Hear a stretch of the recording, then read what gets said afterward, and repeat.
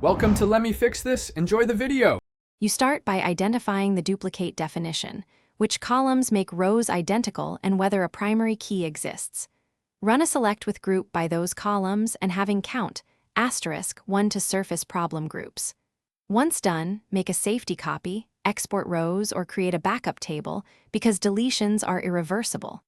This step explains why you need a reliable list to target and a restore point if the delete criteria accidentally remove unique data. Next, create a deterministic selector. Apply row number. Over partition by duplicate calls order by choose a key so each duplicate set gets ranked.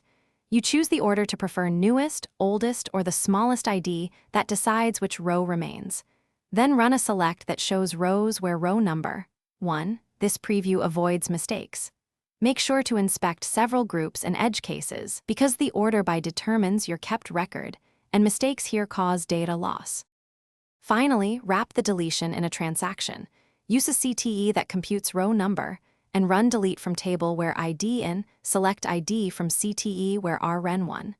Commit only after verifying affected row count matches the preview. Once done, re-add a unique constraint or index to enforce uniqueness going forward. If things go wrong, make sure to check the order by criteria, how null were treated, and whether you ran in the correct transaction, so you can roll back and retry safely. Thanks for watching. If you found this helpful, don't forget to like and subscribe.